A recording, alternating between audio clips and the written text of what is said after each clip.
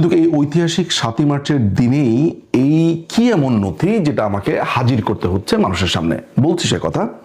কিন্তু এটা বলে রাখা ভালো যে এই ঐতিহাসিক ৭ই মার্চ কেন ১৯৭১ সালের ৭ই মার্চ তারিখে জাতির জনক বঙ্গবন্ধু শেখ মুজিবুর রহমান রেসকোর্সের ময়দানে তার সেই বিখ্যাত ভাষণটি দেন। বলা হয়ে থাকে এই পৃথিবীর যত ঐতিহাসিক এবং গুরুত্বপূর্ণ ভাষণ রয়েছে তার মধ্যে ৭ই মার্চের ভাষণ অন্যতম। ৭ই মার্চের ভাষণকে শুধু ভাষণ বলাটা হয়ে যাবে এই ভাষণের প্রতি এক ধরনের অবিচার। এটি ছিল মুক্তিযুদ্ধের স্বাধীনতা সংগ্রামী এবং মুক্তিকামী যে মানুষ আছে তাদের প্রতি সরাসরি গ্রিন সিগন্যাল তৈরি হওয়ার এক ধরনের নির্দেশ। এই পুরো ভাষণের ভেতরে পরিষ্কার করে বলা ছিল প্রস্তুত হওয়ার জন্য, যুদ্ধের জন্য। বলা ছিল যে বঙ্গবন্ধু যদি হুকুম দিতে নাও পারেন আর যদি একটি গুলিও বাঙালিদের উপরে চলে, সাথে সাথে যুদ্ধ শুরু হয়ে যাবে এবং বাংলাদেশ তখন থেকেই স্বাধীন।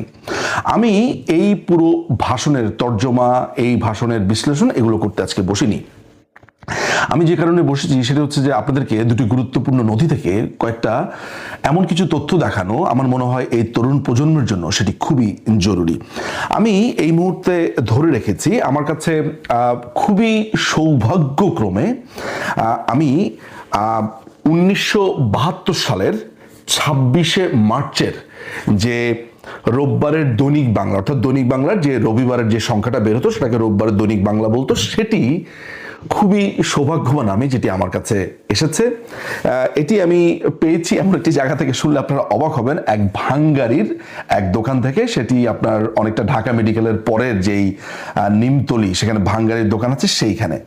তো এই ২৬শে মার্চ হচ্ছে মুক্তিযুদ্ধের পরের প্রথম ২৬শে মার্চ, এবং এই ২৬শে মার্চের দৈনিক বাংলার এই পত্রিকার সাথে একটি ক্রোড়পত্র প্রকাশিত হয়, একটি বিশেষ সংখ্যা, প্রথম স্বাধীনতা বার্ষিকীর বিশেষ সংখ্যা।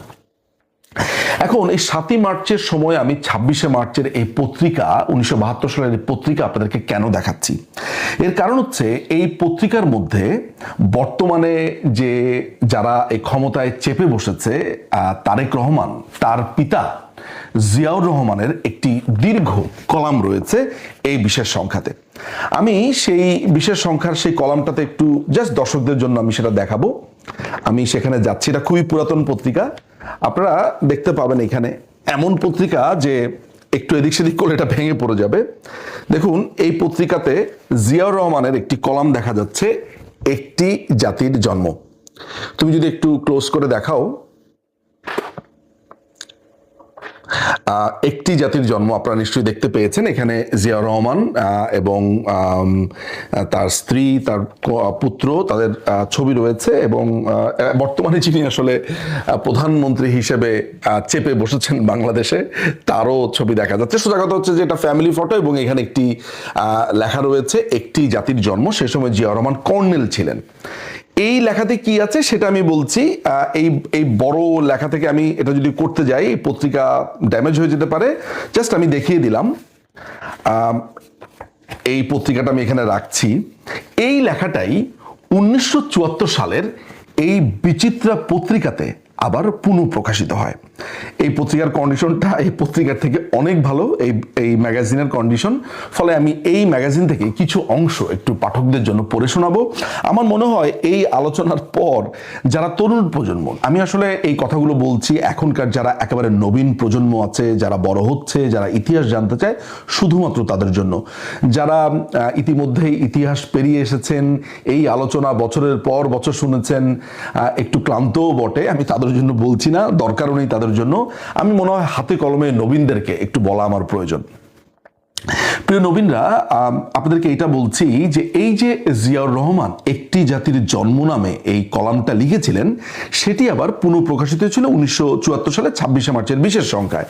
তো আমি এখন আপনাদেরকে অল্প বিস্তর একটু পড়ে শোনাতে চাই যে আসলে কি বলেছিলেন তিনি তার এই কলামে। দেখুন, এই কলামটা আবার ওই পুরোটা, এটা একটা বিশাল কলাম ছিল, সেটি আবার এখানে প্রকাশিত হয়েছে।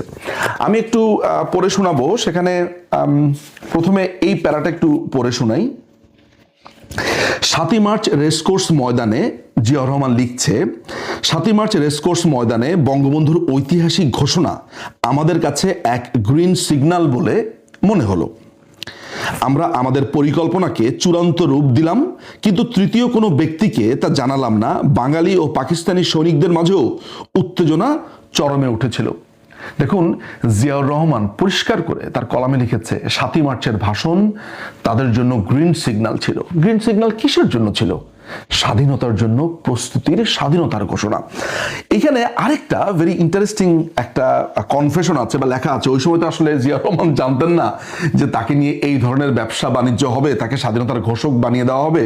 ফলে তিনি অকপটে লিখেছিলেন তিনি আসলে 25শে মার্চ দিবাগত রাত্রে এবং 26শে মার্চ কোথায় ছিলেন সেখানে উনি পরিষ্কার করে লিখেছেন। দেখুন এখানে কি লিখেছেন। তিনি বলেছেন, তারপর এলো সেই কালো রাত, 25শে ও 26শে মার্চের মধ্যবর্তী কালো রাত। তারপরে এলো সেই কালো রাত, 25শে ও 26শে মার্চের মধ্যবর্তী কালো রাত। রাত একটায় আমার কমান্ডিং অফিসার আমাকে নির্দেশ দিল নৌবাহিনীর ট্রাকে করে চট্টগ্রাম বন্দরে যেয়ে জেনারেল আনসারির কাছে রিপোর্ট করতে। আমার সাথে নৌবাহিনীর ব্যাকেটে পাকিস্তানি প্রহরী থাকবে তাও জানানো হলো। আমি ইচ্ছা করলে আমার সাথে 3 জন লোক নিয়ে যেতে পারি, তবে আমার সাথে আমারই ব্যাটালিয়নের একজন পাকিস্তানি অফিসার থাকবে। তাহলে আমাদের স্বাধীনতা দিবস আমরা পালন করি 26শে মার্চ। তাহলে জিয়াউর রহমান নিজেই বলছে তিনি 25 এবং 26শে মার্চের যে মধ্যবর্তী রাত, এই রাতে তিনি ডিউটি পালন করছিলেন। সেখানে তিনি চট্টগ্রামে কমান্ডিং অফিসারের সাথে কোথায় কোথায় যাচ্ছিলেন। হ্যাঁ, তিনি সেখানে রিভোল্ট করেছিলেন, এই কথাও তিনি এখানে বলেছেন, এন্ড এভরিথিং ঠিক আছে। কিন্তু তিনি কিন্তু সেই দিন বঙ্গবন্ধুর পক্ষে স্বাধীনতার ঘোষণাটা দেননি।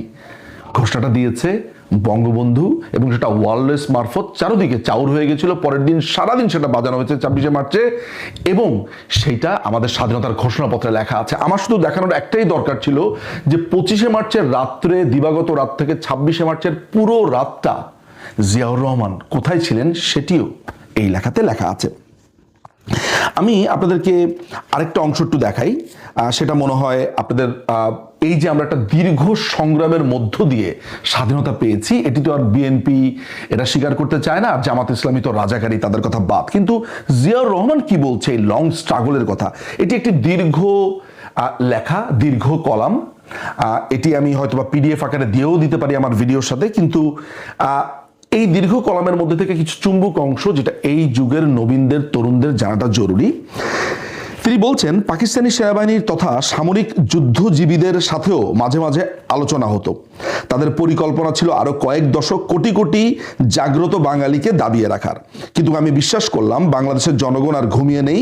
তথাকথিত আগরতলা ষড়যন্ত্র মামলার বিচারের পরিণতিই ছিল এর জ্বলন্ত প্রমাণ।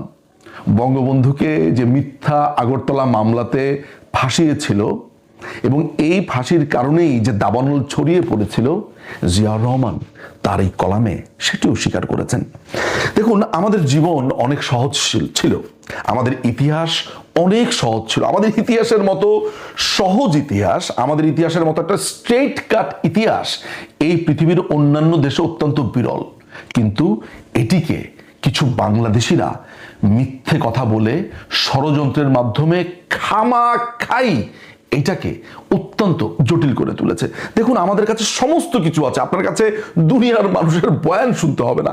খোদ জিয়াউর রহমানের নিজের লেখা আপনাদেরকে দেখালাম, খোদ জিয়াউর রহমানের নিজের লেখা আপনাদেরকে বের করে যখন দেখালাম, এই যে একটি জাতির জন্ম, এবং আপনারা মূল পত্রিকা থেকেও দেখালাম, আমার মনে হয় জিয়াউর রহমান নিজে বলার পর, নিজে লেখার পর, এই 7ই মার্চ নিয়ে, 26শে মার্চ নিয়ে কোনো তরুণদের, কোনো কিশোরদের যারা ইতিহাস শিখতে চান, তাদের মধ্যে অন্তত পক্ষে আর কোনো কনফিউশন থাকা উচিত না। যারা রাজনৈতিক কারণে শুধুমাত্র জিয়াউর রহমানকে বড় করে দেখাবার জন্য মিথ্যে কথা বলেন যে বাংলাদেশের স্বাধীনতার ঘোষণা দিয়েছেন জিয়াউর রহমান, এটি মিথ্যা। তিনি বঙ্গবন্ধুর পক্ষে তৃতীয় ব্যক্তি হিসেবে, থার্ড ব্যক্তি হিসেবে আমি বলছি, তিনি স্বাধীনতার ঘোষণা পাঠ করেছেন বঙ্গবন্ধুর পক্ষে। স্বাধীনতার ঘোষণা যে বঙ্গবন্ধু দিয়েছেন, আমাদের সবচাইতে গুরুত্বপূর্ণ যে ডকুমেন্টস, স্বাধীনতার ঘোষণাপত্র, সেখানেই উল্লেখ করা আছে। এবং মজার ব্যাপার হচ্ছে, এই যে এনসিপির টোকাইরা আছে, তারা যে জুলাই সনদ বলছে, সেই জুলাই সনদের মধ্যে আমাদের স্বাধীনতার ঘোষণাপত্রকে একটি আকর গ্রন্থ হিসেবে অ্যাটলিস্ট সেখানে তারাও সেই মর্যাদাটা দিয়েছে। ফলে স্বাধীনতার ঘোষণাপত্রের পঞ্চম প্যারাতে পরিষ্কার করে লেখা আছে, পঞ্চম এবং ষষ্ঠ প্যারা যদি কেউ পড়েন তাহলে দেখবেন পরিষ্কার করে সেখানে লেখা আছে। আমার মনে হয় আজকের এই ঐতিহাসিক 7ই মার্চের দিনে এই তথ্যটুকু আপনারা ভাববেন, এটি নিয়ে গবেষণা করবেন এবং চারিদিকে